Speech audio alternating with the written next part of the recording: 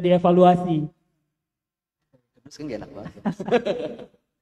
Oke, lanjut aja, kita langsung ke inti materinya ya, Ustadz ya. Mungkin aku manggilnya enaknya apa nih? Ustadz, Yai, Ustadz Soba. Oke, jadi Ustadz Soba ini juga ketua takmir di Yayasan Pendidikan Al-Azhar di Masjid Agung Al-Azhar, juga ketua, sebentar. Kita contek dulu dikit. Soalnya banyak CV-nya. Kita contek dulu dikit. Kita nyontek dulu. Jadi Ustadz kita yang mulia Ustadz Soba itu juga merupakan ketua Yayasan Pesantren Islam Al-Azhar Jakarta, ketua takmir Masjid Agung juga, ketua Komisi Hubungan Luar Negeri MUI. Wah, berarti sering berhubungan ke luar negeri ya Ustadz ya? Jadi enggak dulu sebelum pandemi. Kalau berhubungan ke luar negeri itu sama negara-negara Islam aja atau mungkin dengan yang lain juga Ustadz? Ada beberapa negara Islam, ada beberapa negara, tapi urusannya adalah urusan dakwah Islam. Oke. Kemudian juga wakil ketua lembaga dakwah khusus PP Muhammadiyah. Nah, terakhir pembina Pondok Pesantren Modern Al Ismai Lamongan. Wah, jauh sekali nih Ustadz. Nggak dari Lamongan kan malam ini Ustadz? Karena saya aslinya Lamongan. Oke. Lamongan itu kalau nggak yang salah yang terkenal empempe Ustadz. Soto Lamongan. Soto Lamongan. Pastinya saya di Jakarta tidak menjual soto Lamongan, insyaallah. Jadi sebelum kita mulai, marilah Iwan dan Akhwat, ayah bunda, marilah kita luruskan niat malam hari ini untuk beriktikaf sama-sama menuntut ilmu, bagian dari memakmurkan malam-malam di 10 malam terakhir Ramadan. Kita duduk di majelis ilmu, kemudian nanti dilanjutkan juga terakhir ada Qiyamul Lail ya, gitu. Kita akan sampai Qiyamul Lail. Mungkin ini gimana nih Ustadz, enaknya kita gimana nih materinya Ustadz? Boleh, mau silakan. Mau tanya jawab atau mau bagaimana teknisnya? Ya, lebih asik kayak sambil ngobrol juga nanti. Boleh. Iya, boleh, jadi silakan. Mungkin kalau Ustadz ada materi yang sudah disiapkan gitu terkait temanya, mungkin nanti boleh disampaikan dulu, nanti sambil berjalan teman-teman yang ingin bertanya atau ingin bertanya ya, gitu, ingin menanggapi, jangan dong. Kita kalau juga mau tanya juga boleh Pak. Iya. Langsung. Silakan Ustaz Tafadhol. Baik. Bismillahirrahmanirrahim. Assalamualaikum warahmatullahi wabarakatuh. Alhamdulillahi rabbil alamin wa bihi nasta'inu ala umuri dunya waddin. Wassalatu wassalamu ala asyrafil anbiya'i wal mursalin wa ala alihi wa sahbihi wa man tabi'ahu ila yaumiddin. Amma ba'du, fa'udhu billahi minasyaitonir rajim.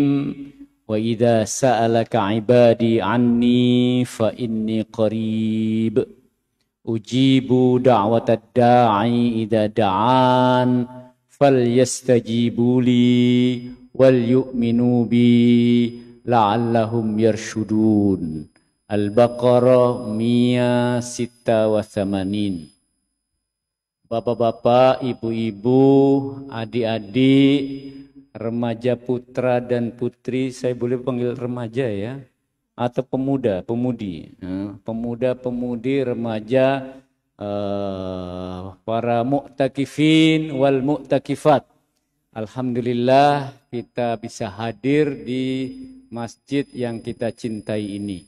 Dan hadirnya ini waktu-waktu yang prime time, ya, waktu-waktu yang istimewa.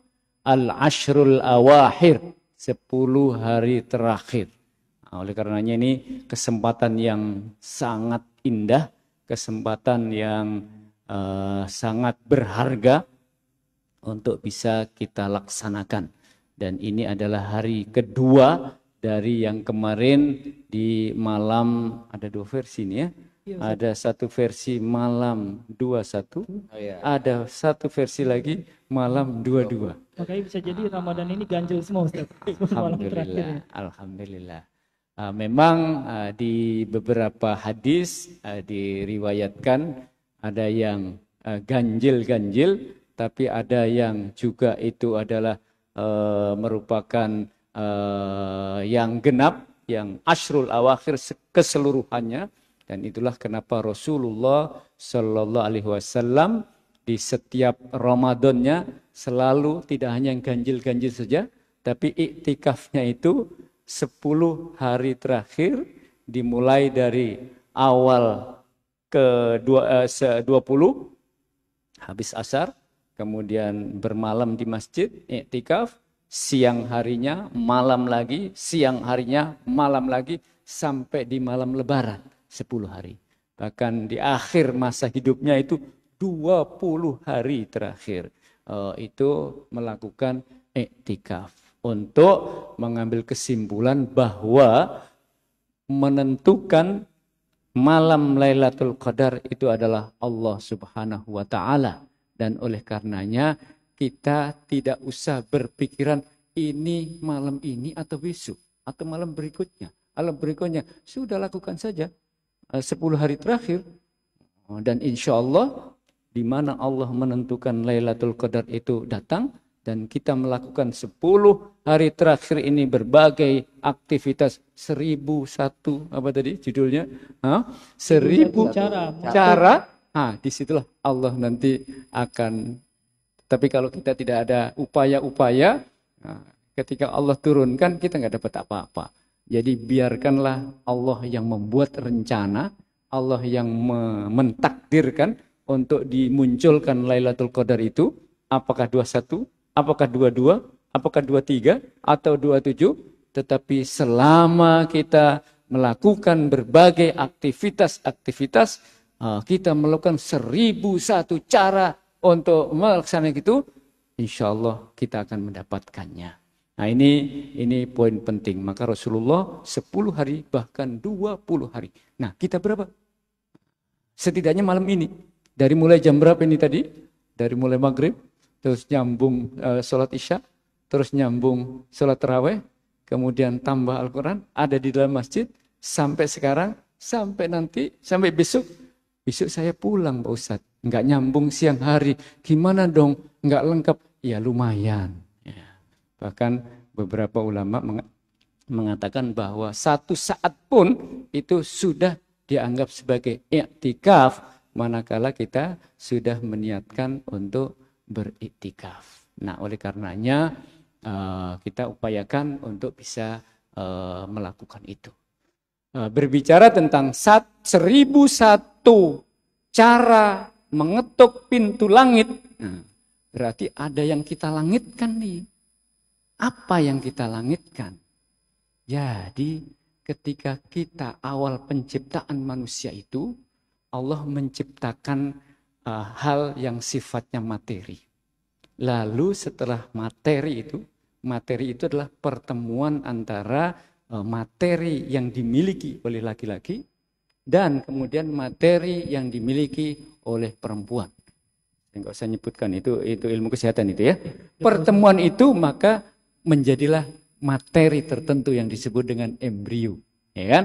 Nah, embrio yang ada di rahim itu kemudian diisi oleh sesuatu yang dari langit. Kalau yang materi ini sifatnya adalah materi bendawi dari bumi ini Lalu ada yang turun dari langit. Itulah namanya ruh. Itulah namanya an-nafs. Itulah namanya jiwa. Maka digabungkanlah yang materi dengan yang ruh. Lahirlah manusia dalam bentuk bayi itu. Gabungan dari ruh dan materi. Dua ini akan terus menyatu, ya, sampai seseorang yang lahir itu tumbuh dewasa. Dan dua-duanya ini saling berkomunikasi, saling nyambung, dan harus saling memahami antara satu yang lain. Semakin materi ini berkuasa atas ruh, maka ruhnya menjadi menderita. Sebaliknya, semakin ruh ini menguasai materi, maka jiwa, maka tubuh pribadi seorang ini akan menjadi bahagia. Nah, yang kita naikkan adalah sesuatu yang asalnya dari langit, yaitu roh ini, yaitu jiwa ini. Maka upaya untuk melangitkan jiwa, saya gunakan istilah upaya melangitkan jiwa dan membumikan raga. Yang raga biar tetap menjadi bagian dari bumi, tetapi yang jiwa hendaknya kita langitkan ke atas. Semakin yang raga ini kita upayakan untuk naik ke atas, ini berbahaya. Yang mestinya bumi, biarlah di bumi. Jangan diikutkan naik ke atas. Karena nanti akan berbahaya. Merasa ini dirinya ini akan lebih tinggi dari yang lain. Terus menerus merasa lebih tinggi dari orang lain. Akhirnya yang terjadi adalah kesombongan. Semakin fisik kita jauh dari bumi, naik ke atas, semakin berbahaya. Tetapi sebaliknya, semakin berakrab dengan bumi, semakin akrab secara horizontal dengan masyarakat, dengan benda-benda yang ada di bumi, maka benda ini semakin familiar dengan lingkungannya, tidak menjauh dari lingkungannya. Tetapi yang jiwa, yang an-nafs ini, semakin dibumikan, akan semakin menderita dia. Terkungkung oleh urusan duniawi. Maka upayakan untuk dinaikkan, untuk dimi'rajkan, untuk dilangitkan. Maka bentuk-bentuknya apa nih? Agar jiwa ini bahagia dan bisa naik ke langit, bisa bermi'raj. Bentuknya bermacam-macam. Ada bentuknya itu sholat, ada bentuknya itu iktikaf, ada bentuknya itu zikir, ada bentuknya itu membaca, yang intinya adalah memperkaya satu dan dua. Yang satu adalah akal fikiran, karena itu dari langit, dan yang kedua adalah spiritual, yaitu hati nurani. Semakin hati nurani dan pikiran itu kita naikkan, maka akan berbahagia. Menaikkannya dengan cara berpikir, ya, melakukan kontemplasi berpikir, sementara yang ini dengan cara berzikir. Kesempatan yang baik saat iktikaf di dalam masjid, kita bisa membeningkan hati kita bisa memi'rajkan jiwa kita menuju ke langit. Maka di dalam 10 hari terakhir ini kita mencoba untuk sementara melepaskan urusan-urusan yang sifatnya materi, dan di antara kita bahkan ada, udahlah biar sementara nggak usah ngantor, ambil cuti.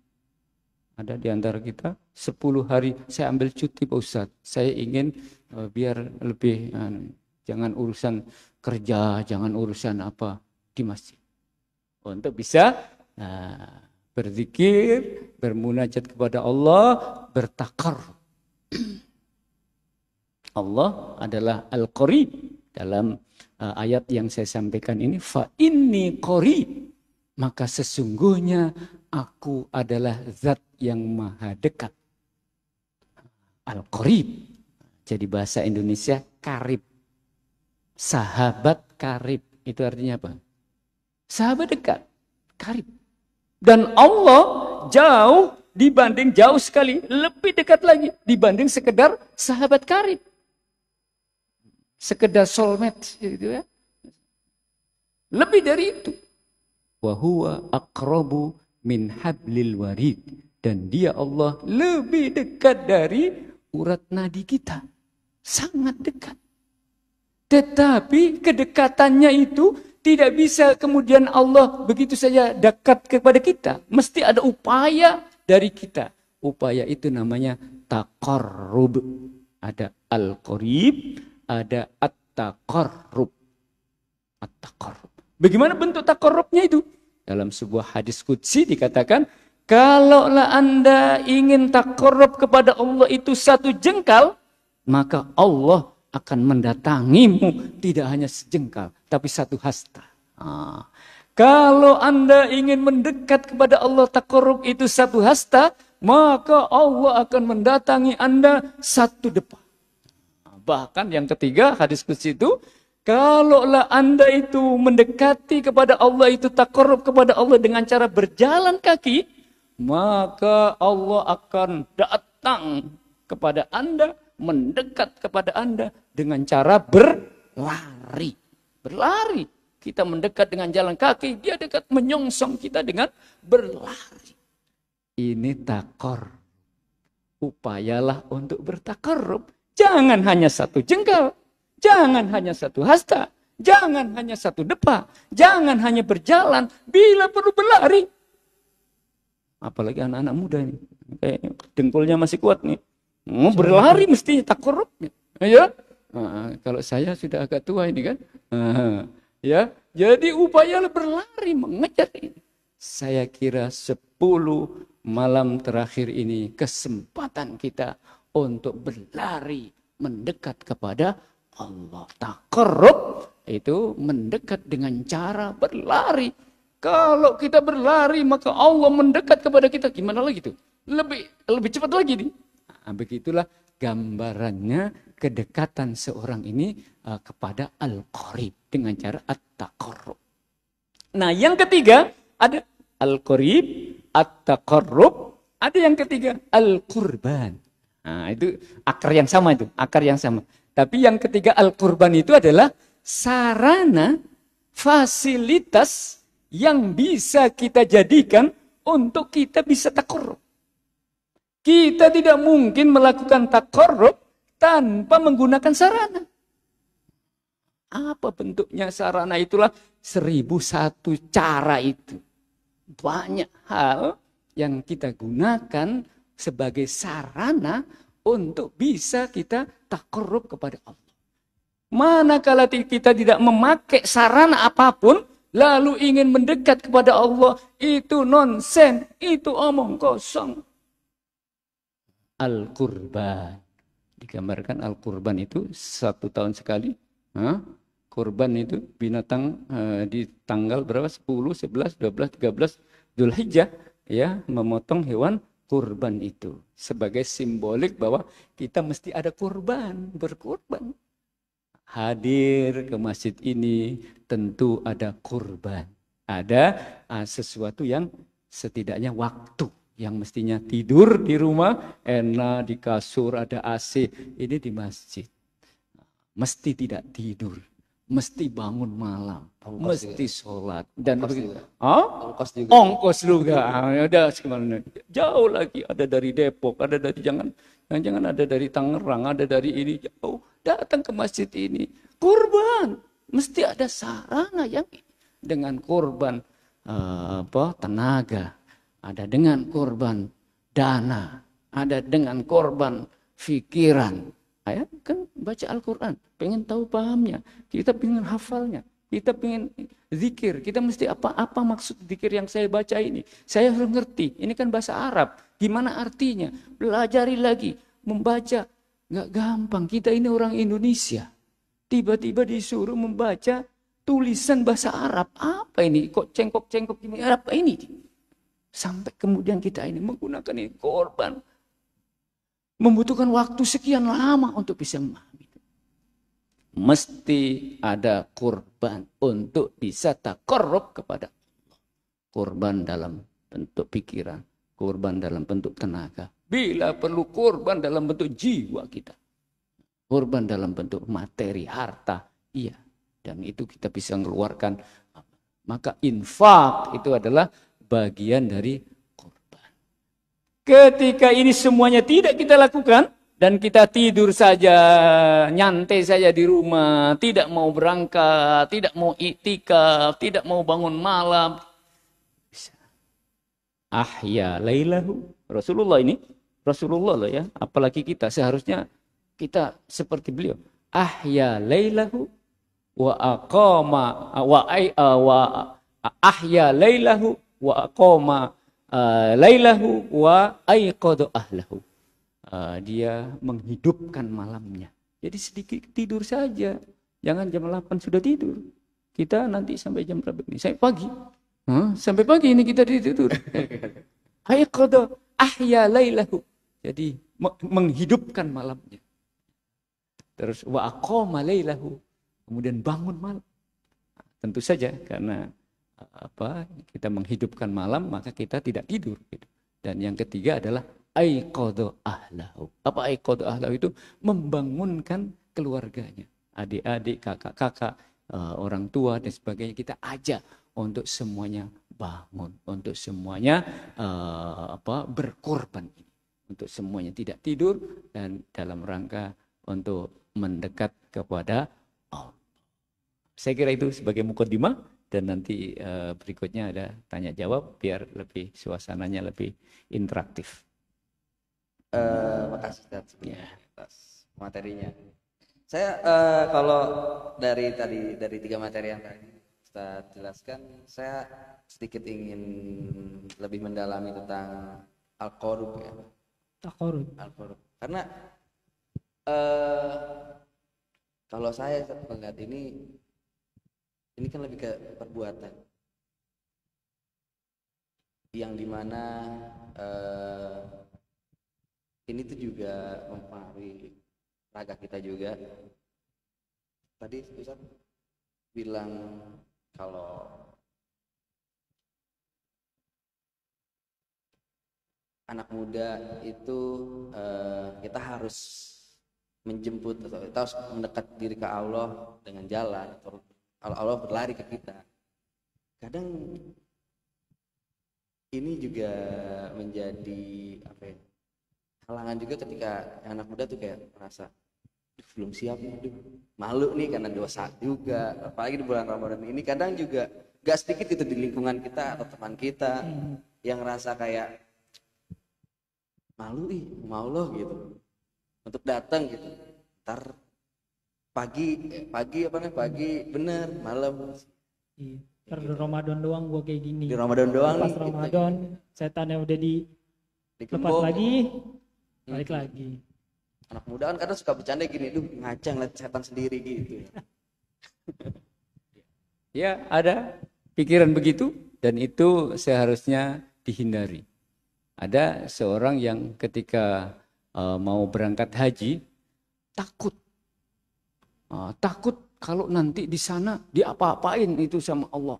Katanya di sana langsung dibayar kontan. Umroh.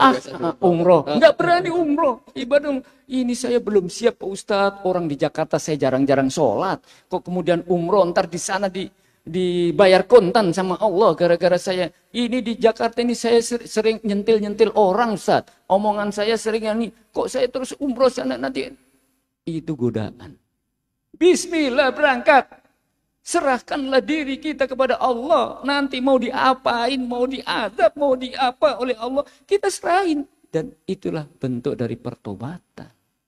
Nah, begitu pula contoh yang di sini. Alah, paling 10 hari terakhir aja yang bagus-bagus nanti. Nanti habis Syawal gitu lagi. Sama aja ini bohong. Enggak lah, bismillah. Lakukan. Siapa tahu Allah memberikan al-huda. Syahrul Ramadan alladzi unzila fihil Qur'an hudan linnas wa bayyinatin minal huda wal furqan. Al-huda, al-bayyinat, al-furqan itu sampai kepada kita karena kita melakukan sesuatu. Di antaranya adalah falyasumhu, berpuasa. Jadi kita mesti action melakukan itu. Ntar kembali lagi Pak Ustadz, itu urusan berikutnya. Tapi lakukanlah sesuatu di ayat Al-Baqarah 185 itu dengan cara apa? Puasa. Lakukanlah puasa. Jangan berpikir ntar, puasa ntar dapat petunjuk sebentar nanti hilang lagi. Enggak, tidak. Allah akan kasih itu al-huda, petunjuk. Allah akan kasih itu al-bayyinah, yaitu kemampuan untuk menjelaskan. Kemampuan diri kita untuk memilah mana yang halal, mana yang haram, mana yang ini. Kita ada kemampuan untuk itu. Dengan cara apa? Kita melakukan sesuatu. Melakukan puasa, melakukan iktikaf, melakukan membaca Al-Quran, melakukan qiyamul lail, membaca. Nanti gimana kalau balik? Itu urusan Allah. Itu urusan Allah. Dan Allah ketika menurunkan hidayahnya kepada kita, justru nanti akan semakin lebih baik, semakin. Kan begitu. Kita tidak pernah berpikir ketika kita melakukan iktikaf begini, nanti Syawal saya sudah tidak lagi lah, kan sudah terbayar. Sama ketika orang berpikir ketika umroh dan sholat di Masjidil Haram atau sholat di Masjid Nabawi, kan sholat di Masjidil Haram itu 100.000 pahalanya. Lalu di Masjid Nabawi itu 1.000. Begitu umroh semangat sholat tahajud. Begitu sampai Indonesia, kan ini saya kemarin waktu di umroh sudah banyak pahala saya 100.000. Di sini kemarin sudah terbayar lah. Sekarang nggak pernah berpikir begitu, nggak berpikir begitu. Tetapi kalau ternyata di Indonesia tidak sholat gara-gara di Saudi Arabia di Masjidil Haram sudah menganggap dirinya mendapat pahala yang banyak, maka ini tentu pemahaman yang salah. Allah akan kasih petunjuk dan petunjuknya itu kita akan menjadi lebih baik. Positif saja. Positif, jangan negatif berpikir. Bahwa dengan melakukan sesuatu malam hari ini, insya Allah besok akan lebih baik. Bahwa kemarin belum bagus dan sekarang kita mulai, bismillah. Itulah yang disebut dengan al-hijrah. Hijrahkan kita. Dan berikutnya insya Allah lebih baik. Jangan berpikir besok akan kembali lagi. Kemarin saya begini Pak Ustadz. Enggak layak Pak Ustadz. Saya lakukan. Mending enggak usahlah datang ke Al-Azhar. Enggak usahlah itikaf. Itu paling seremonial aja itu di situ. Nanti saya duduk di situ. Jangan berpikir begitu. Kalau berpikir begitu enggak dapat apa-apa. Tapi yakinlah dengan melakukan ini, maka Allah akan turunkan petunjuk. Dan subhanallah ketika Allah turunkan al-hidayah, ketika turunkan al-furqan, akan terbukalah jalan itu. Maka kita mempunyai al-furqan, pembeda. Oh ini halal, maka saya minum. Oh ini enggak benar, ini punya siapa ya? Enggak jelas ini, enggak saya makan karena enggak jelas. Oh ini jelas ini memang saya minum. Bisa membedakan itu. Tetapi kalau kita tidak melangkah, tidak melakukan sesuatu, maka semuanya itu remang-remang. Dan bisa menghalalkan segala cara. Karena tidak tahu ini Masjid Al-Azhar itu mana. Musola itu mana. Padahal di sebelah kantornya ada musola. Tidak tahu lagi ini ada kajian. Enggak tahu lagi. Remang-remang saja. Jadi positiflah bahwa kegiatan kita adalah kegiatan yang bermanfaat dan Allah nanti akan menurunkan hidayahnya itu. Dalam bentuknya yang bermacam-macam. Bisa dalam bentuknya yang disebut dengan Lailatul Qadar. Dalam bentuknya yang disebut dengan rizki. Dalam bentuknya yang disebut kenikmatan. Dan lain sebagainya. Berarti Ustaz ya kalau misalkan maksudnya kita juga bersyukur ya kalau misalkan dalam keadaan seperti ini, maka akan positiflah yang kita dapatkan dari Allah. Tapi kalau kita berpikir negatif tentang kegiatan-kegiatan yang kita lakukan, bahwa Allah nanti tidak akan memberikan rizki, bahwa Allah nanti akan menyiksa saya, maka itulah yang akan didapatkan. Maka jangan pernah berpikir, saya kerja ini ntar dapat rezeki enggak sih? Enggak dapat itu nanti. Saya bekerja, insya Allah Allah akan kasih rezeki. Saya belajar, insya Allah Allah akan kasih ilmu positif. Saya belajar capek-capek, kayaknya enggak dapat deh ilmunya. Kayaknya enggak nyantel-nyantel di kepala deh ini. Enggak nyantel beneran tuh. Maka positiflah dalam hidup dan itu sangat mempengaruhi perkembangan hidup kita ke masa yang akan datang. Husnudzon kepada manusia, husnudzon kepada Allah Subhanahu wa Ta'ala. Bahwa kemarin kita punya kesalahan-kesalahan, bahwa kemarin kita punya dosa-dosa, innallaha yaghfirud dunuba jami'an, bahwa Allah akan mengampuni seluruh dosa-dosa yang pernah kita lakukan. Optimis. Maka kenapa ada orang yang pernah melaksanakan maksiat, bermacam-macam maksiat, datang ke masjid. Takut pertama kali mau masuk masjid. Apalagi kubahnya putih. Semuanya kelihatan dari jalan sehingga marja putih. Mau masuk. Saya ini sudah hitam, tercoreng, kotor. Gimana masuk ke ini? Nanti ketemu orang nanti. Merasa rikuh bagaimana ini. Bismillah masuk. Oh begitu masuk ke dalam. Enggak putih semua kok. Ternyata ada biru, ada merah, ada kuning juga ada. Ternyata macam-macam ternyata sampai di dalam ya. Enggak seperti yang ditakutkan ketika di luar putih semuanya. Sementara saya ini kotor. Begitu masuk di dalam, macam-macam. Oh ini sahabat-sahabat saya semuanya. Oh ini akhirnya menjadi karib-karib saya semuanya. Dan enjoy akhirnya di dalam masjid kita ini. Bismillah ya, yang lalu kita bertobat di tempat ini, saatnya kita banyak beristighfar, saatnya kita memohon ampunan kepada Allah, kita berdoa, dan itulah yang kita lakukan sepanjang iktikaf kita. Oke, Ustaz, aku ada sebuah keresahan Ustaz nih terkait dengan, kita kembali lagi ke topiknya mengetuk pintu langit. Bagaimana sih Ustaz caranya kita bisa memaksimalkan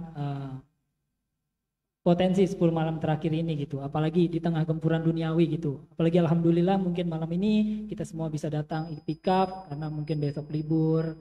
Sedangkan nanti kalau misalnya kembali ke hari Senin gitu kan, kita harus berjibaku lagi dengan berbagai macam tugas gitu. Kayak bagaimana sih Ustadz bisa menemukan ketenangan dan memaksimalkan gitu Ustadz? Kayak kadang ketenangan itu bukan nggak cuma datang dari kayak, bisa datang dari kayak kok aku tidak bisa maksimal ya gitu ya, orang itu kok bisa, orang itu kaya, dia bisa sedekah banyak gitu, bisa ganti yang ini, sedangkan aku kayak aduh kerjaan numpuk, apalagi ini closing ya akhir bulan gitu. Lagi struggle juga. Iya, struggle juga gimana? Keresahan itu pernah dialami oleh seorang sahabat yang kebetulan tidak berbahagia seperti yang lain sahabatnya, yang lebih hebat, yang lebih kuat.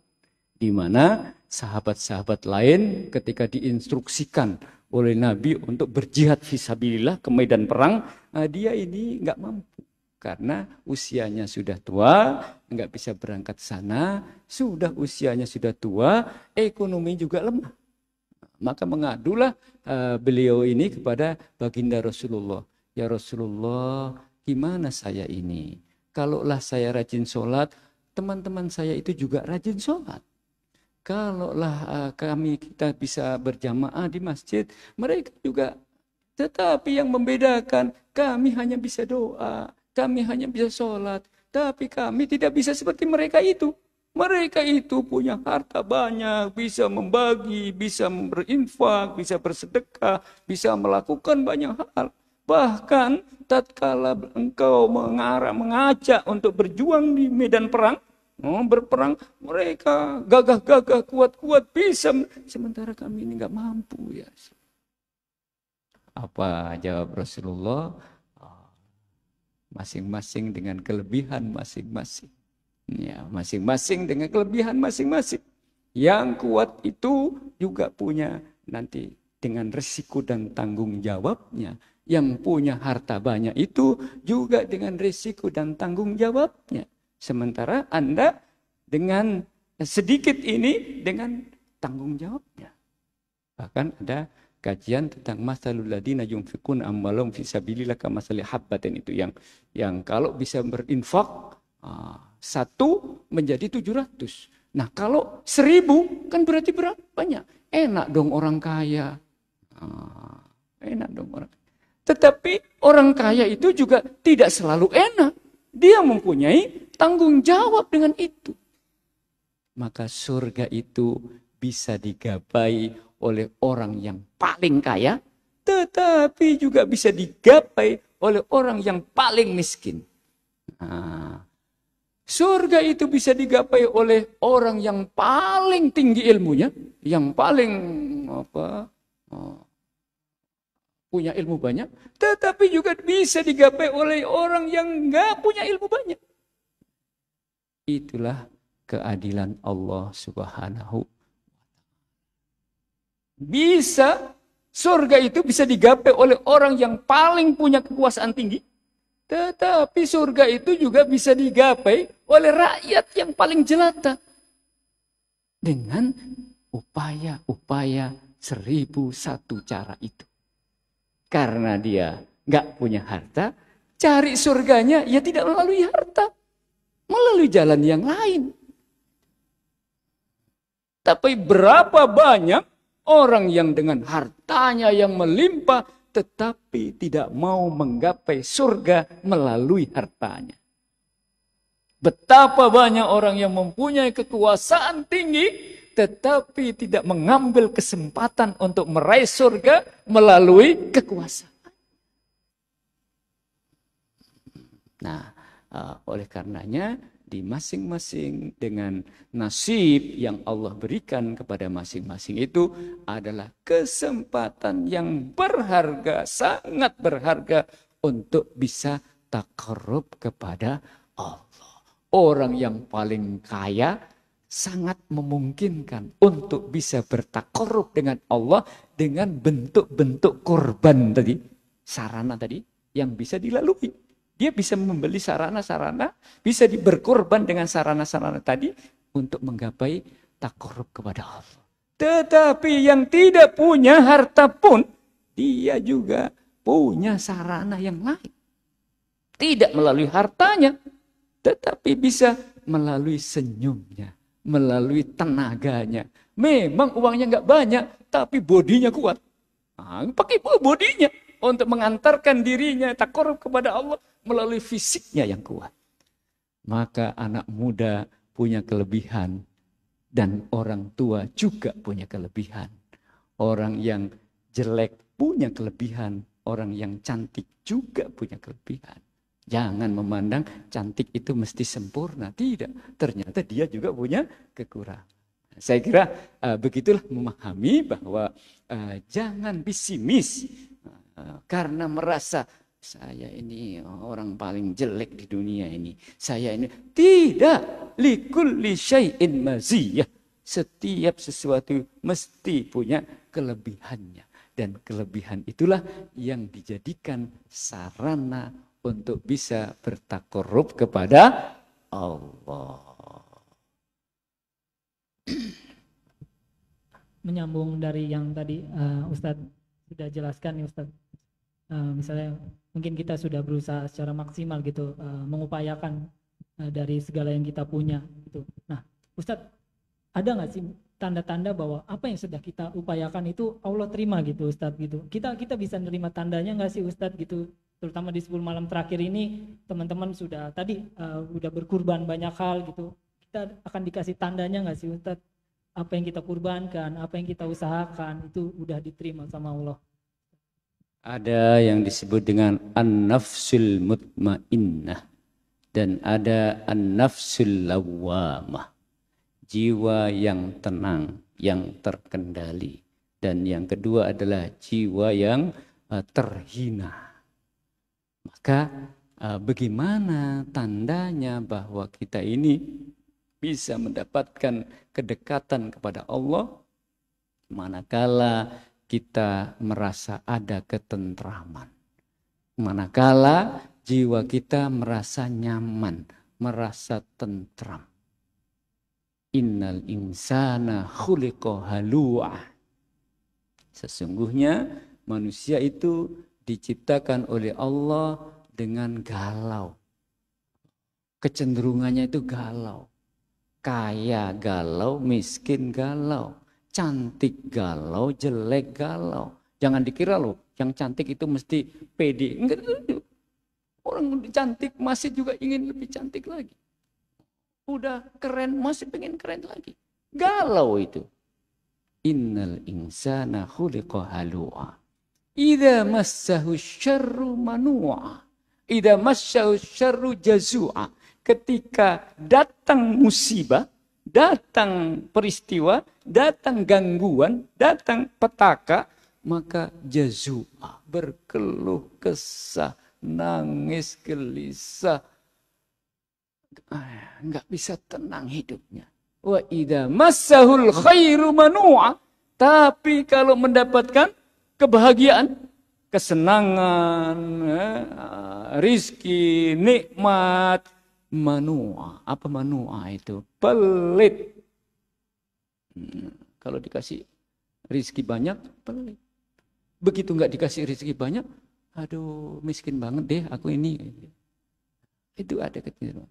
Nah, apa tandanya bahwa seorang itu sudah mendapatkan sesuatu kebahagiaan dari Allah? Nyaman, tentram. Sekarang masih galau atau tidak galau ini? Lagi galau atau tidak galau? Ada resah tapi ya. Dan kita datang ke masjid ini dalam rangka menggapai itu. Agar kita ada an-nafs al-mutmainnah. Maka dipanggillah nanti oleh Allah, ya ayyatuhan nafsul mutmainnah irji'i ila rabbiki radiyatan mardiyah. Yang akan dipanggil oleh Allah dengan ridho, dan ridho itu hanya jiwa-jiwa yang tenang. Maka setiap orang, setiap individu itu ingin mendapatkan ketenangan jiwa itu. Ketika belum mendapatkan maka resah. Kalau kita ini merasa tentram, nyaman, ini berarti sudah mendapatkan kedekatan kepada Allah. Takut Allah dekat, menjadi nyaman. Kan ada Allah. Insya Allah nanti rizki akan datang. Tentram, optimis, bekerja keras. Akhirnya datanglah rizki itu lagi. Datanglah rizki lagi. Tiba-tiba dapat musibah. Ada Allah. Kan Allah dekat dengan saya. Kalaulah sekarang saya tidak dapat rizki, tidak dapat uang, nanti insya Allah dengan izin Allah, saya memohon kepada Allah, besok mungkin Allah akan ulurkan rizkinya kepada saya. Tenang. Tapi yang tidak mau mendekat kepada Allah, maka akan gelisah. Dapat uang banyak juga takut ini. Jangan-jangan nanti ada rampok nih. Jangan-jangan nanti ada orang yang minta-minta nanti. Jangan ini. Banyaklah alasan ini. Sehingga jiwanya labil, jiwanya tidak. Jadi ukurannya adalah tentu masing-masing berbeda-beda, adalah bagaimana kita merasa tentram. Sepanjang kita belum merasa nyaman, belum merasa tentram, dan selalu galau, selalu khawatir dalam menjalani hidup, maka ini tandanya belum mendapatkan kebahagiaan yang diharapkan dalam makna Lailatul Qadar, dalam makna Al-Ashrul Awal. Kehadiran kita di sini, ya, upaya kita bersimpuh, upaya kita bangun malam, itu dalam rangka ini. Dalam rangka mendapatkan kenyamanan, ketentraman dalam hidup. Saya kira itu. Salah satu indikatornya tadi ketika kita udah mendapatkan ketentraman dan kenyamanan itu, Ustadz, berarti apa yang kita upayakan tuh udah bisa mengetuk pintu langit, Ustadz, ya. Itu tidak jangan puas dengan yang sudah, kita upayakan lagi menjadi lebih nyaman, tapi jangan lupa Allah berikutnya akan menguji lagi, menguji lagi, semakin tinggi kedudukan karir kita akan uji lagi dengan yang lebih besar, dan begitu terus. Upaya lagi untuk bisa lebih nyaman, lebih tenang. Ketika mendapatkan sesuatu yang baru, kita mesti kadang resah dan sebagainya. Sampai kemudian nyaman lagi. Allah kasih lagi, ujian lagi, kita berjuang lagi sampai nyaman lagi. Begitulah kehidupan kita sampai ila muntahahul jannah, sampai ujungnya itu adalah menggapai surga Allah Subhanahu wa ta'ala. Sebelum lanjut, mungkin ada teman-teman ayah bunda yang ingin bertanya. Oh ya, tuh sorban keliling boleh. Boleh langsung tunjuk tangan kalau misalnya ada pertanyaan. Tadi enak sekali ya Ustadz Soba ini ngejelasinnya runut, santai, pelan-pelan, mudah dimengerti. Sorban. Oke. Kalau misalnya memang masih malu-malu mungkin bertanya, bisa titipkan pertanyaannya di sorban keliling. Mungkin sekalian bisa titipkan sedekah terbaiknya. Yang insya Allah semoga jadi sedekah jariah ya, selama yang hadir kajian-kajiannya Yes menerima manfaat baik dari kajian-kajian yang diadakan gitu. Ayo, mungkin dari akhwat atau ikhwannya ada yang ingin bertanya tentang 1001 cara mengetuk pintu langit. Bisa juga untuk selalu tersenyum. Iya, tadi salah satunya tersenyum Ustaz, paling simpel gitu. Saya jadi pengen senyum terus ya. Tapi Ustaz gini, ini mungkin kekhawatiran. Aku juga tadi mendengar penjelasan Ustaz. Kalau kekhawatiran itu datang dari rasa khawatir karena aduh kayaknya ibadah aku nggak diterima deh. Itu kan bentuk kekhawatiran juga kan Ustaz ya, kayak perasaan takut bahwa ini diterima nggak ya? Ini diterima nggak ya? Perasaan udah berusaha ikhlas deh, perasaan udah ngumpet-ngumpet deh, perasaan udah memaksimalkan segalanya, lalu tetap muncul perasaan takut. Apakah itu bisa dibilang aku belum menemukan ketenangan? Dalam tradisi para salikin, para pencari ketenangan, dan insya Allah kita semuanya termasuk orang-orang yang sedang proses berjalan mencari ketenangan hidup. Itu disebut dengan as-salikin, orang-orang yang sedang menapaki jalan menuju kepada ketenangan hidup itu. Ada istilah yang disebut dengan al-khawfu war-roja. Al-khawfu itu takut, ar-roja itu berharap. Nah, dalam proses berjalan ya, menapaki as-sirat al-mustaqim, menapaki jalan yang lurus menuju Allah. Itu as-salik yang sedang berjalan ini selalu tidak saja mulus jalannya itu, tapi ada saja gangguan-gangguan yang memungkinkan untuk mengganggu sehingga kita tidak sampai di tujuan itu. Maka as-salikin ini mengalami apa yang disebut dengan al-khauf. Khawatir kepada Allah. Kalaulah Allah ini nggak menerima amal-amal saya, akan sia-sia jadinya nanti.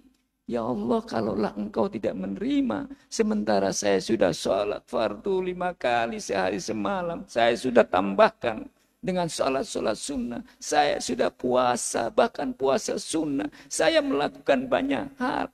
Kalaulah khawatir, kalaulah kemudian engkau tidak menerima, bagaimana? Sia-sia semuanya itu.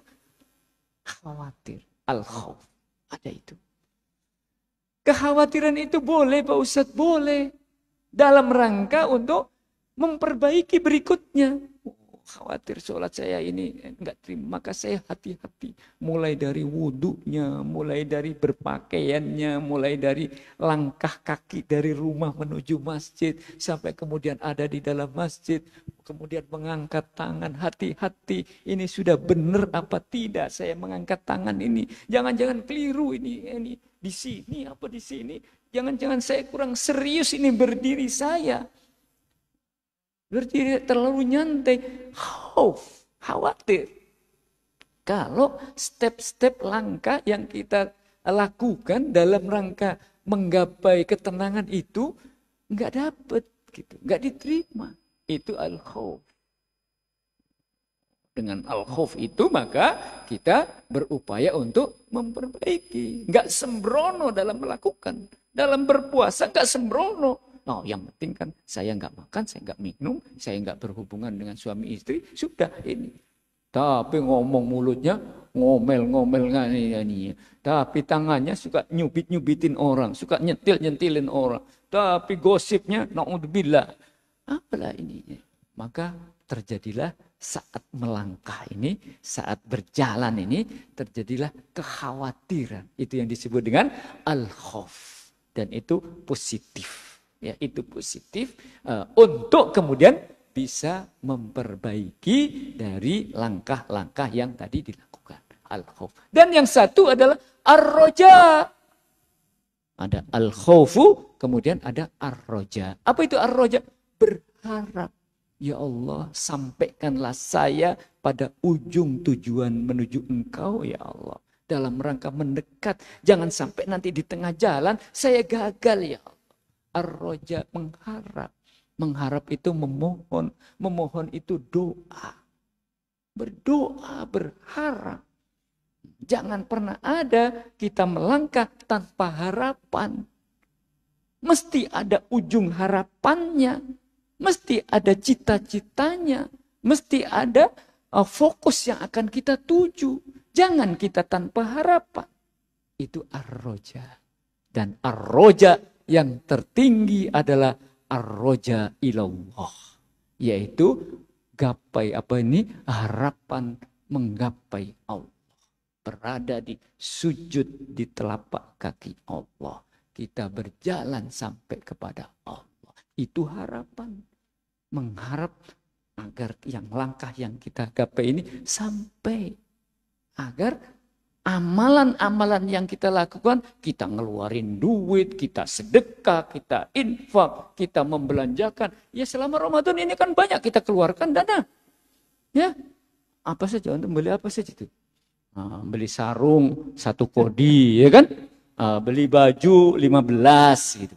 Yang satu kita pakai, yang 14 dibagi-bagi orang. Kita keluarin banyak kan? Beli makanan itu enggak cukup 1, banyak-banyak. Nanti dibagilah sana tetangga. Kan begitu Ramadan ini, suasananya kan berbagi. Sebagaimana Rasulullah SAW banyak berbagi. Ada apa sedikit bagi. Kita keluarin duit, bagi. Tapi ar-roja ya Allah, berharap moga-moga ini sampai engkau terima amalan saya ini ya. Kalau enggak engkau terima, enggak ada manfaatnya saya berbagi ini. Maka diperbaiki. Berharap ini ikhlas semata-mata karena Allah. Bukan karena lagi di-shoot, mau dimasukkan selfie gitu. Konten. Ya Allah, ini lagi di Raudhah. Lagi di Raudhah, ingin sholat tahajud di Raudhah di Masjid Nabawi itu. Lagi Raudhah, selfie gitu. Habis itu dikirimkan oleh kepada sahabat-sahabatnya yang ada di Jakarta. Bro, saya lagi selfie nih. Lagi apa? Raudhah ini. Raudhah itu mustajab doa. Ini lagi tawaf di selfie begitu ini. Lagi ini ya. Takut, khawatir dan berharap ini diterima. Bukan diterima oleh orang, tapi diterima oleh Allah Subhanahu wa Ta'ala. Nah, mudah-mudahan kita termasuk orang-orang yang as-salikin. Orang-orang yang sedang berjalan, ya, menapaki langkah-langkah menuju taqarrub kepada Allah. Malam ini. Dan kalaulah ada al-khawfu war-roja, itu sangat positif. Ketika al-khawf, kita khawatir, jangan-jangan saya duduk lama-lama sampai jam 1 malam, sampai pagi. Ini enggak diterima oleh Allah. Maka saya harus, apa yang kekurangannya apa ini? Ini saya kurang apa? Ini al-khawfu war-roja. Baik, silakan. Mungkin ada pertanyaan dari yang silakan teman-teman. Oh, ya. Ada yang mau bertanya? Oh ya. Oke. Ahwat dulu tadi duluan. Mic-nya pakai mic moderator ya? Aku sendiri yang ngasih? Oke.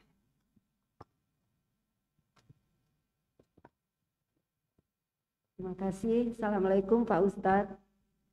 Waalaikumsalam warahmatullahi wabarakatuh. Saya ingin tahu Pak, sebatas mana sih yang disebut ghibah ya? Karena itu bahaya. Itu termasuk dosa besar yang kadang banyak kita tidak sadari gitu. Tahu-tahu nanti kita, pahala ibadah kita habis gitu ya. Nah, itu termasuk misalnya contohnya seperti ini Pak Ustadz.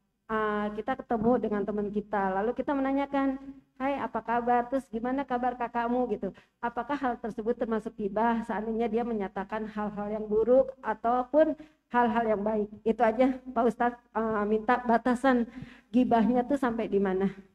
Terima kasih. Assalamualaikum warahmatullahi wabarakatuh. Waalaikumsalam. Menarik nih Ustaz. Ada ukuran yang dijelaskan oleh Rasulullah SAW itu. Saya jawab langsung? Manakala kalau andai kata orang yang dibicarakan itu mendengarnya itu tidak suka, fakot abghaita, maka kamu telah berghibah kepadanya. Tetapi kalau dia mendengarkannya, andai kata dia mendengarkannya, dan dia bahagia dan senang dengan yang kamu ceritakan itu, maka itu bukan ghibah. Itu ukurannya. Saya ngobrol dengan dia, membicarakan tentang siapa ini, saya ngobrol dengan si Fulan. Saya ngobrol, oh dia itu hebat. Tahu nggak IP-nya? Waktu jadi mahasiswa itu 4,5, mana ada itu. Nah, ini saking bagusnya, pinter anaknya. Dari SD itu teman saya dia itu. Selalu bagus nilainya ini. Tidak hanya nilainya yang bagus, bahkan dia sopan kepada orang tuanya, berbakti kepada orang. Dia nggak dengar itu. Maka ukurannya, andaikan dia dengar, itu dia nggak apa-apa. Atau dia malah senang. Berarti itu tidak ghibah. Tapi kalau andai kata dia dengar dan dia, kok gitu sih? Saya nggak suka obrolan kayak begitu. Maka itu termasuk ghibah. Itu ya. Baik. Seringkali kita nggak sadar ya kalau kita lagi gibah gitu ya. Tahu-tahu ntar pahala kita dicemilin aja. Sedikit habis ya. Iya. Indonesia kalau misalnya bisa bikin pembangkit listrik tenaga gibah, mungkin nyala satu Indonesia listriknya. Silakan. Oke, saya ke sana dulu ya. Pertanyaan berikutnya, yang dari kertas mungkin udah ada tambahan? Oke. Bismillahirrahmanirrahim. Assalamualaikum warahmatullahi wabarakatuh. Waalaikumsalam warahmatullahi wabarakatuh. Tema ini menarik, Pak Ustadz. 1000 cara mengetuk pintu langit. Apa yang Ustadz katakan tadi menarik buat saya gitu ya Pak Ustadz. Nah, tapi saya tadi terkesan begini Ustadz, ada takarub dan sarananya adalah berkorban gitu ya. Korban adalah sarana untuk bisa mencapai takarub, bagaimana kita bisa mengetuk pintu langit. Kan seperti itu Ustadz. Nah, sementara ini kita ini pada malam hari ini kan bersama-sama semuanya ini adalah kepingin membuka pintu langit. Harapan kita Allah diketuk pintunya ini terbuka gitu loh Pak Ustadz. Nah, menurut Pak Ustadz, apakah pasti Allah bukakan pintunya ketika kita ini mencoba bertakarub dengan kurban yang kita lakukan pada malam hari ini, entah itu korban tenaga, pikiran, ataupun korban apa yang kita berharap pada malam nuzulul Quran pada malam hari ini benar-benar Allah bukakan pintu langitnya buat kita semua. Kalau memang itu dibuka, apa tandanya buat kita semua bahwa oh iya Allah telah bukakan pintu langit buat kita semua. Itu saja Tat. Dimakan. Assalamualaikum warahmatullahi wabarakatuh. Yang menjawab adalah Allah sendiri di dalam Al-Quran surat Al-Baqarah ayat 186 itu. Fa inni qarib, lanjutannya itu. Fa inni qarib wa idza sa'alaka ibadi anni fa inni qarib. Ujibu, ini jawabannya. Ujibu da'watad da'i idza da'an. Aku pasti mengabulkan siapapun yang memohon kepadaku. Itu jawabannya. Karena dia qarib, dekat. Maka ujibu da'watad da'i idza da'an. Kalau kemudian Bapak menanyakan, apakah pasti kita akan dibukakan pintu manakala kita mendekat kepada Allah, taqarrub kepada Allah dengan berbagai sarana, 1001 cara yang kita lakukan? Jawabannya pasti.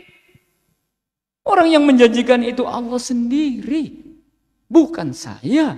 Tapi ayatnya yang berbicara, firman-Nya yang mengatakan, ujibu da'watad da'i idza da'an. Falyastajibuli wal yu'minu bi. Nah, ini persoalannya ada dua. Maka ikutilah berbagai perintahku dan yakinilah. Fal yu'minu bi, yakinilah akan terjawab. Nah, yakinilah akan terbuka itu pintu-pintu itu, dan yakinilah Dia akan mengabulkan permohonan-permohonan itu. Maka para ulama juga menggambarkan Allah akan menurunkan, dibukakan dan menjawab pertanyaan itu dengan berbagai kemungkinan-kemungkinan. Ada yang dijawab seketika itu dikasih. Yang tadinya galau, tiba-tiba pulang dari sini, plong, tenang, besok optimis, hari Senin, kerja dengan semangat, nyaman. Yang tadinya aduh pusing, aduh gimana ya ini, saya udah punya pacar, mau nikah kok nggak dilamar-lamar, ini galau macam-macam begitu ya, ya begitu. Optimis, insya Allah nanti jangan-jangan Selasa nanti dia datang melamar saya, umpamanya. Dengan optimis, dengan Allah mengabulkan itu. Allah akan mengijabah itu. Langsung dibayar kontan. Tapi ada yang tidak langsung, mungkin akan dijawab, tapi dengan yang berbeda dengan yang kita minta. Kita minta kopi, dikasihnya nanti teh. Kita minta kopi, dikasihnya nanti aqua. Tapi semuanya adalah minuman yang menyegarkan, yang kita mohon sesuatu dikasih yang lain. Karena menurut pertimbangan Allah, kalau dikasih yang ini menjadi tidak baik. Yang bagusnya dikasih ini. Itu jawaban dari Allah. Atau dikasih yang persis dengan yang kita minta, tapi enggak hari ini. Nanti. Anda baru semester 1, atau masih di tingkat SMP, atau di tingkat sekolah SMA, sudah memohon, Rabbana hablana min azwajina wa dzurriyyatina qurrata a'yun waj'alna lil muttaqina imama. Lalu baru kelas 1 SMA dikasih langsung calon suaminya atau calon istrinya. Kaget kan? Dikasihnya kapan? Ntar, iya dijawab nanti setelah sarjana. Dijawabnya. Walaupun doanya sejak SMP, sejak SMA. Rabbana hablana min azwajina, ya Allah berikanlah saya ya Allah pasangan yang baik, yang qurrata ayuni, yang menyenangkan hati, anak keturunan yang menyenangkan. Padahal dia masih SMP kelas 1 atau SMA kelas 1. Doa begitu. Boleh Pak Ustadz? Ya boleh lah berdoa. Tapi kan enggak sekarang. Enggak dijawab sekarang. Enggak dijawab saat doa itu. Kalau jawab saat itu masih terlalu muda. Dijawablah oleh Allah nanti setelah sarjana. Dikasihlah suami yang soleh, istri yang solihah. Berikutnya dikasihlah keturunan. Yang cowok cakep, keren, ganteng, soleh. Yang cewek cantik, yang solihah. Dan begitu seterusnya. Dikasihkan tapi nanti.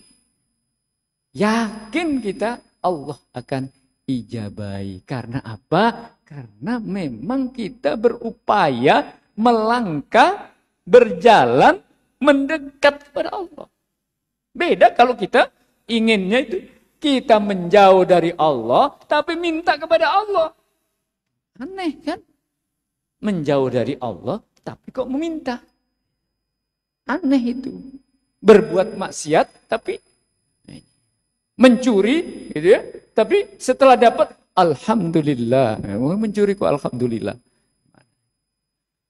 Setelah dapat, habis bobol toko emas gitu, ini, terus terselamatkan dari tangkapan polisi sampai di rumah, alhamdulillah dapat rezeki banyak dari Allah. Ya, tidak benar itu.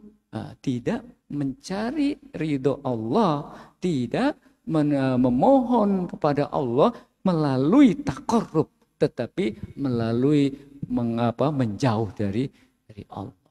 Nah, cara yang kita lakukan adalah at-taqarrub ilallah dengan berbagai sarana-sarana yang bisa kita lakukan.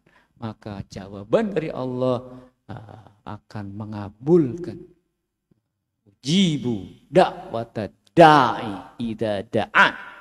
Aku akan mengabulkan. Dan syaratnya, fal yu'minu bi. Syaratnya harus yakin.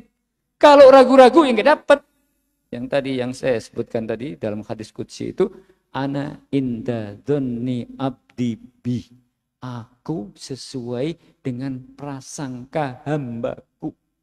Kalau hambaku itu berprasangka negatif kepada aku, maka dia juga akan mendapatkan negatif. Kalau dia berprasangka positif kepadaku, maka dia akan mendapatkan positif dalam hidupnya.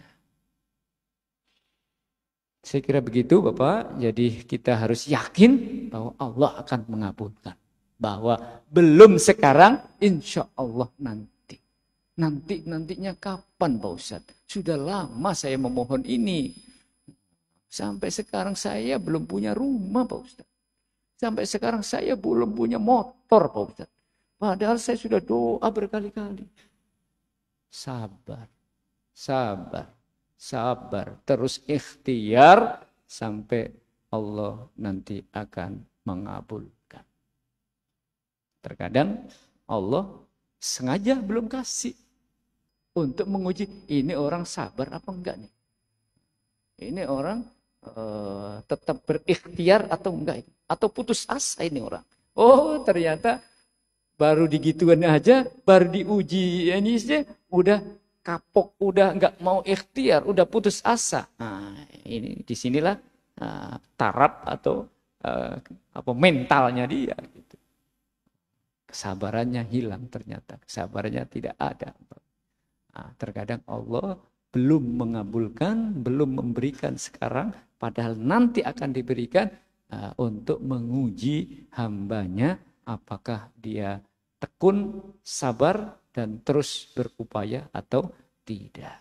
Jadi jangan putus asa, terus berusaha, terus berdoa, tidak hanya cukup satu malam ini saja, besok malam kita coba lagi, besok malam kita coba lagi, dan begitu seterusnya. Itulah upaya takorrub. Kata kuncinya terus berusaha, sabar, dan tetap berbaik sangka kepada Allah ya Ustaz. Ini ada pertanyaan berikutnya Ustaz nih dari Akhwat. Tanyanya menarik nih. Dan kayaknya keresahannya bisa dipahami nih Ustaz. Jangan sampai kita mengisi malam-malam terakhir Ramadan ini dengan peribadatan yang kita rasa tapi salah ternyata. Nah, ada seorang akhwat yang bertanya, bagaimana jika akhwat yang belum menikah atau memiliki mahram lalu sendirian menuju ke masjid untuk beriktikaf?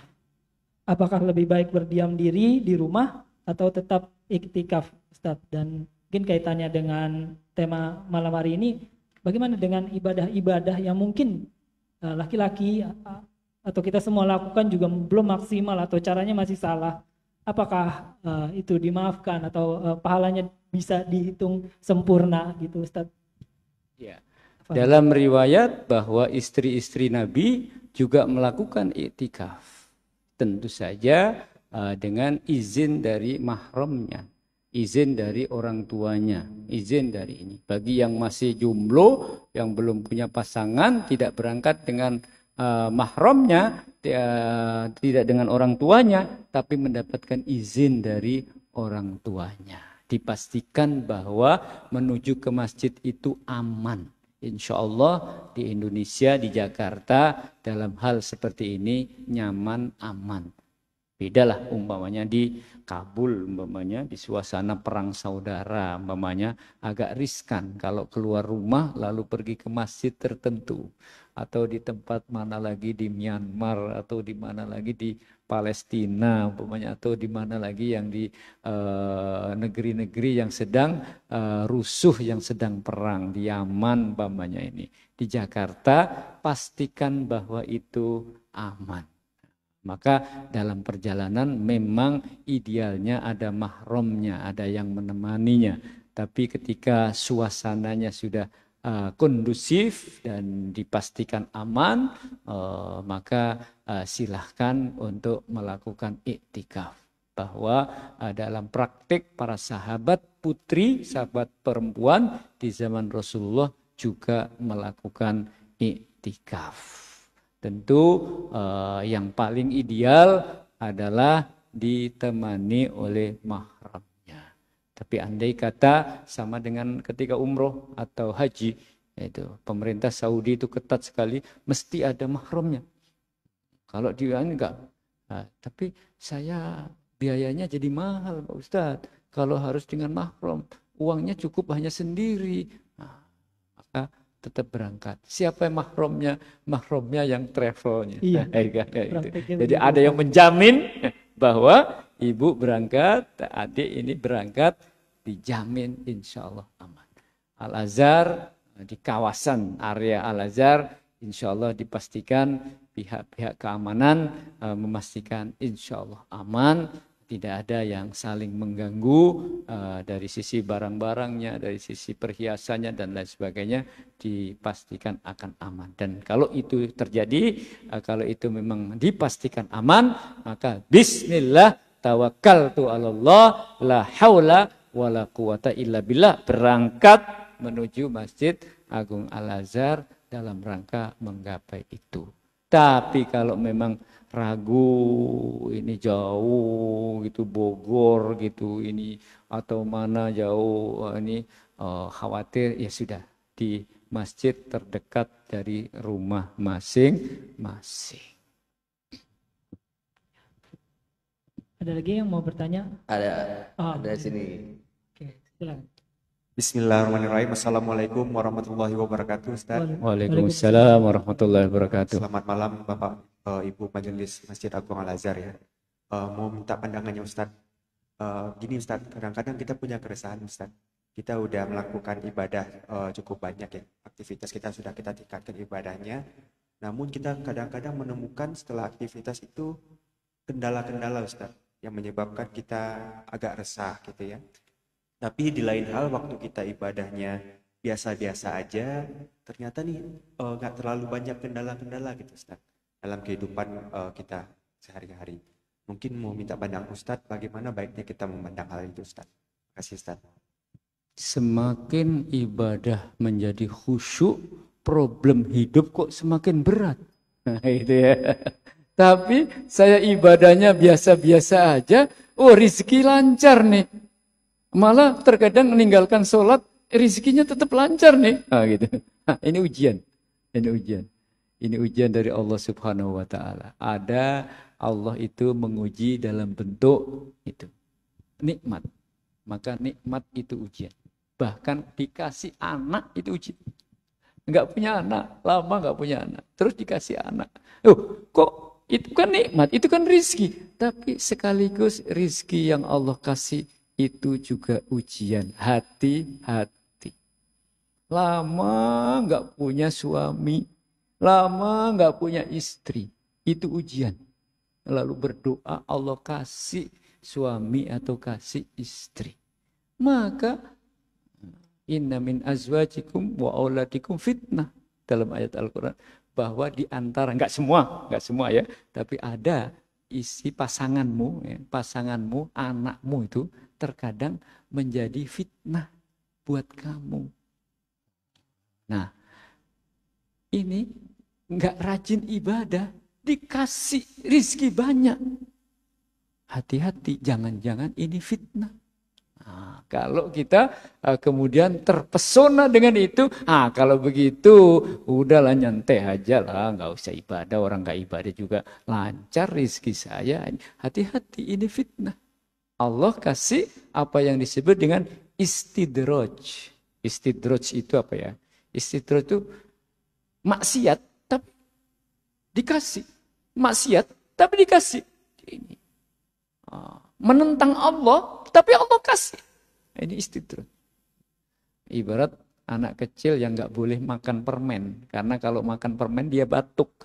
Nah, lalu ini ibu biar kapok dia, kasih lagi, tambahin lagi, tambah lagi. Akhirnya dia sakit nanti. Akhirnya kapok dia. Ada orang yang diistidraj oleh Allah biar kapok sampai dia ketemu. Syukur kalau ketemu. Kalau sampai mati lupa, nggak tobat, nggak sadar-sadar gitu. Dengan maksud supaya dia sadar. Kalau dia sadar, kalau nggak sadar, terus dielu-elu saja diistidraj saja oleh Allah, kan berbahaya, fitnah. Maka hati-hati, jangan sampai kita terlena ya, karena merasa Allah menyayangi kita, walaupun kita salah-salah, kita ngaco-ngaco, tetap aja Allah sayang saya, lalu terus ngaco terus gitu, jangan ya. Taatilah Allah, dan semakin taat kepada Allah, insya Allah kalaulah hari ini mungkin masih agak sempit rezekinya, insya Allah besok akan tambah baik dan akan tambah baik. Tidak selalu kalau imannya tebal itu mesti kantongnya juga tebal. Nah ya, kalau begitu tidak ada yang bernama Nabi yang namanya Nabi Ayub. Ya, Nabi Ayub itu taat kepada Allah, tapi sakit bertahun-tahun. Maka tidak selalu kalau punya iman kuat itu kemudian rizkinya juga banyak.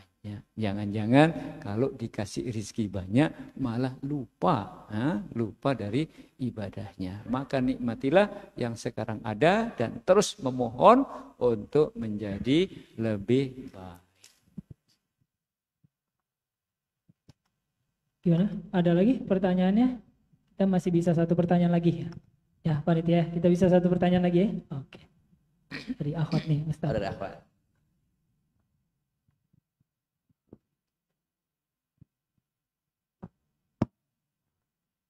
Assalamualaikum warahmatullahi wabarakatuh. Ustaz. Waalaikumsalam warahmatullahi wabarakatuh.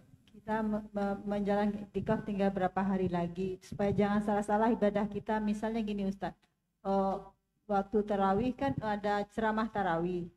Saya lihat kami di belakang ibu-ibu ini sama wanita-wanita ini sewaktu ceramah itu ada yang baca Al-Quran. Kita lebih utama mendengarkan ceramah atau kita baca Al-Quran Ustaz?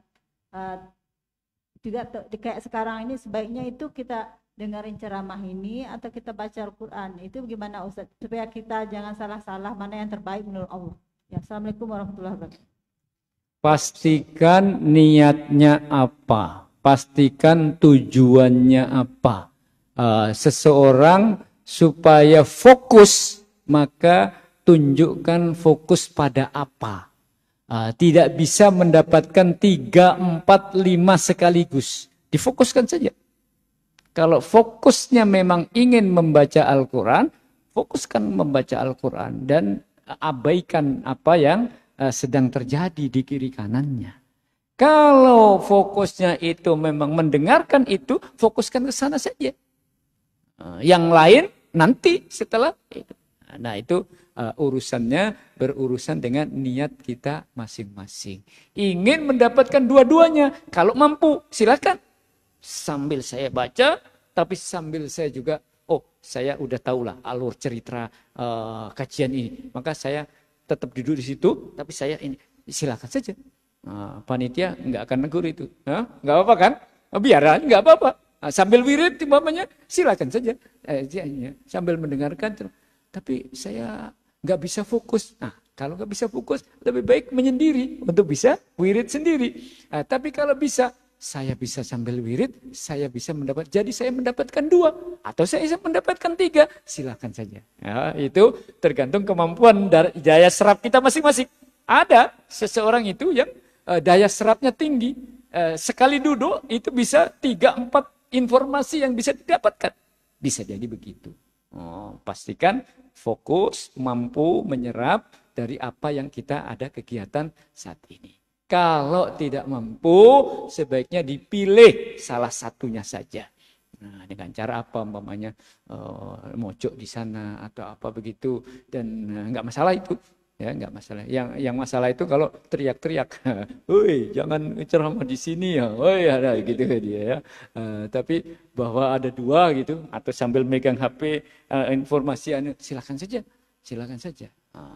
Pastikan kita bisa fokus pada tujuan yang positif. Malam ini, 10 hari terakhir ini, saatnya kita bisa mendapatkan apa yang kita niatkan itu. Kita niatkan untuk mendapatkan ilmu, maka itu adalah positif. Kita niatkan untuk bisa membaca Al-Quran, itu juga positif. Bisa dua-duanya, alhamdulillah. Kalau tidak, ya kesempatan ini Pak Ustadz. Kalau ngaji kan nanti habis ini bisa tambah ngaji. Nah ini kesempatan ini mumpung ada. Nah, fokus di sini semuanya. Ya Ayo kita fokus di sini semuanya. Habis itu ceramahnya ngaco Pak Ustadz. Ini mau negur gak enak bos. Ya sudahlah, saya sambil baca. Boleh saja itu.